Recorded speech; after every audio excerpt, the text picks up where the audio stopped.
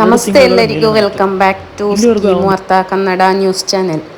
ಬೆಳ್ತಂಗಡಿಯ ಸುಮಂತ್ ಸಾವಿನ ಪ್ರಕರಣಕ್ಕೆ ಸಂಬಂಧಿಸಿದಂತೆ ಇತ್ತೀಚಿನ ಮಾಹಿತಿ ಮತ್ತು ತನಿಖೆ ವಿವರಗಳನ್ನು ಈ ವಿಡಿಯೋದಲ್ಲಿ ತಿಳಿಸಿಕೊಡ್ತಾ ಇದ್ದೇನೆ. ಪೋಸ್ಟ್ ಮಾರ್ಟಮ್ ಅಂದರೆ ಮರಣೋತ್ತರ ಪರೀಕ್ಷೆಯ ವರದಿ ಏನು ಬಂದಿದೆ, ಇದು ಸುಮಂತ್ ಪೇರೆಂಟ್ಸ್ ಕೈಗೆ ಸೇರಿದೆಯಾ, ಎಲ್ಲ ವಿಷಯದ ಬಗ್ಗೆ ಕೂಡ ನಾನು ಈ ವಿಡಿಯೋದಲ್ಲಿ ಸಂಪೂರ್ಣವಾಗಿ ವಿವರಣೆಯನ್ನು ಕೊಡ್ತಾ ಹೋಗ್ತೇನೆ. ಎಲ್ಲರೂ ಕೂಡ ಸ್ಕಿಪ್ ಮಾಡದೆ ನೋಡಿ. ಅದೇ ರೀತಿ ಯಾರೆಲ್ಲ ಮೊದಲನೇ ಟೈಮಲ್ಲಿ ನನ್ನ ಚಾನೆಲನ್ನು ನೋಡ್ತಾ ಇದ್ದೀರಾ, ದಯವಿಟ್ಟು ಸಬ್ಸ್ಕ್ರೈಬ್ ಮಾಡಿ. ಅದೇ ರೀತಿ ಒಂದು ಲೈಕ್ ಕೊಡುವ ಮೂಲಕ ಸಪೋರ್ಟ್ ಮಾಡಿ. ನಿಮ್ಮ ಅನಿಸಿಕೆ ಮತ್ತು ಅಭಿಪ್ರಾಯಗಳನ್ನು ಕೂಡ ನೀವು ಕಮೆಂಟ್ ಬಾಕ್ಸಲ್ಲಿ ತಿಳಿಸಲಿಕ್ಕೆ ಕೂಡ ಮರೆಯದಿರಿ. ಇನ್ನು ಸುಮಂತ್ ಕೇಸಿಗೆ ಸಂಬಂಧಪಟ್ಟಂತೆ ಸುಮಂತನ ತಲೆಯ ಹಿಂಭಾಗದಲ್ಲಿ 3 ಕಡೆ ಆಳವಾದ ಗಾಯಗಳಾಗಿತ್ತು. ಯಾವುದೋ ಮರದ ತುಂಡು ಅಥವಾ ಭಾರವಾದ ವಸ್ತುವಿನಿಂದ ಹೊಡೆದಿರುವುದು ಕೂಡ ದೃಢಪಟ್ಟಿತ್ತು. ಅದು ಪೋಸ್ಟ್ ಮಾರ್ಟಮ್ ಅಲ್ಲಿ ಕೂಡ ಅಂದರೆ ಮರಣೋತ್ತರ ಪರೀಕ್ಷೆಯಲ್ಲಿ ಕೂಡ ವರದಿಯಾಗಿತ್ತು.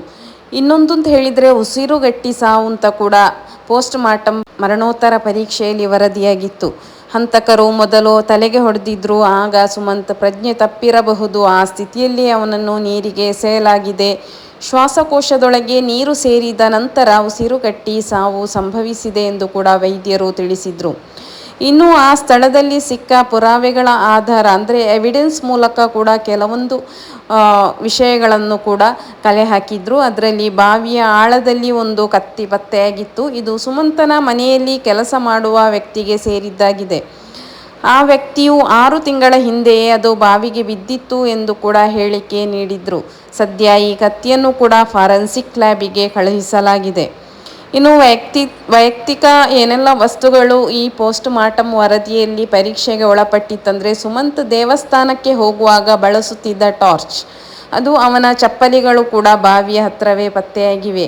ಪೊಲೀಸ್ ತನಿಖೆಯಲ್ಲಿ ಈಗ ಇರುವಂತಹ ಪ್ರಮುಖ ಅಂಶ ಅಂತ ಹೇಳಿದರೆ ಪರಿಚಯಸ್ಥರ ಕೃತ್ಯದ ಶಂಕೆ ಕೂಡ ಇದೆ. ಸುಮಂತನ ದಿನಚರಿ ಅಂದರೆ ಡೈಲಿ ರುಟೀನ್ ಬಗ್ಗೆ ಸಂಪೂರ್ಣ ಅರಿವಿರುವವರೇ ಈ ಕೃತ್ಯ ಎಸಗಿದ್ದಾರೆ ಎಂದು ಕೂಡ ಪೊಲೀಸರು ಶಂಕಿಸಿದ್ದಾರೆ. ದೇವಸ್ಥಾನಕ್ಕೆ ಹೋಗುವ ಸಮಯ, ಶಾಲೆಗೆ ಹೋಗುವ ಸಮಯವನ್ನೆಲ್ಲ ಗಮನಿಸಿ ಸಂಚು ರೂಪಿಸಲಾಗಿದೆ ಅಂತ ಕೂಡ ಪೊಲೀಸರು ತಿಳಿಸಿದ್ರು. ಇನ್ನು ಡಂಪ್ ಡೇಟಾ ಕೂಡ ಪರಿಶೀಲನೆಯನ್ನು ಕೂಡ ಮಾಡಿದ್ರು. ಅಂದರೆ ಘಟನೆ ನಡೆದ ಸ್ಥಳದಲ್ಲಿ CCTV ಇಲ್ಲದ ಕಾರಣ ಪೊಲೀಸರು ಮೊಬೈಲ್ ಟವರ್ ಲೊಕೇಶನ್ ಮೇಲೆ ಹೆಚ್ಚು ಗಮನ ಹರಿಸಿದ್ದಾರೆ.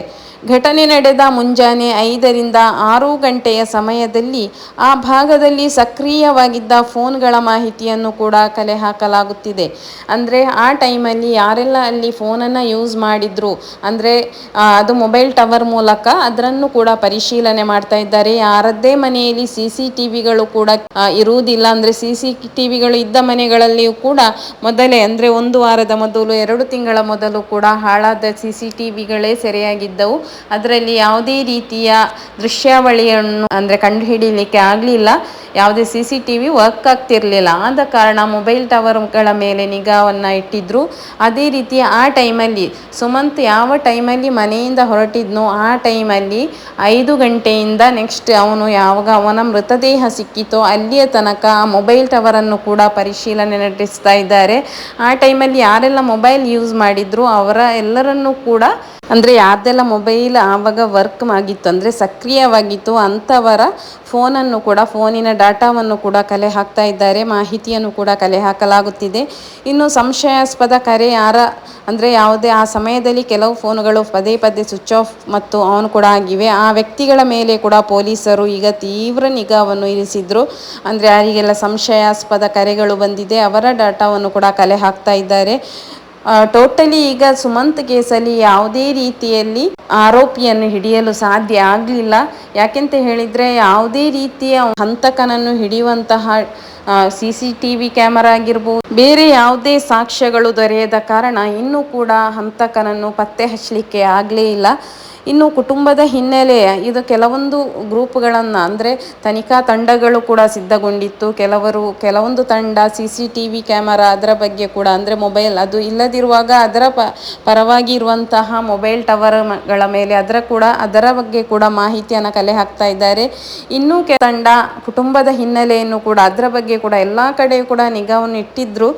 ಹೀಗೆ ಒಂದು ತಂಡ ಆಸ್ತಿ ವಿಚಾರ ಅಥವಾ ಹಳೆಯ ವೈಯಕ್ತಿಕ ದ್ವೇಷದ ಬಗ್ಗೆಯೂ ಕೂಡ ಪೊಲೀಸರ ಒಂದು ತಂಡ ಮಾಹಿತಿಯನ್ನು ಸಂಗ್ರಹಿಸುತ್ತಿದೆ. ಸದ್ಯಕ್ಕೆ ಪೊಲೀಸರು ಈ ಎಲ್ಲ ಆಯಾಮಗಳಲ್ಲಿ ತನಿಖೆಯನ್ನು ಚುರುಕುಗೊಳಿಸಿದ್ದಾರೆ. ಆದರೆ ಹಂತಕನ ಪತ್ತೆ ಇನ್ನೂ ಕೂಡ ಆಗಿಲ್ಲ. ಅದರ ಬಗ್ಗೆ ನಿಮ್ಮ ಅನಿಸಿಕೆ ಮತ್ತು ಅಭಿಪ್ರಾಯಗಳನ್ನು ನೀವು ಕಮೆಂಟ್ ಬಾಕ್ಸಲ್ಲಿ ಬರೀಲಿಕ್ಕೆ ಕೂಡ ಮರೆಯದಿರಿ. ಇನ್ನು ಆದಷ್ಟು ನೀವು ವಿಡಿಯೋವನ್ನು ಶೇರ್ ಮಾಡಿ, ನೀವು ಸಬ್ಸ್ಕ್ರೈಬ್ ಮಾಡಿ. ಧನ್ಯವಾದಗಳು.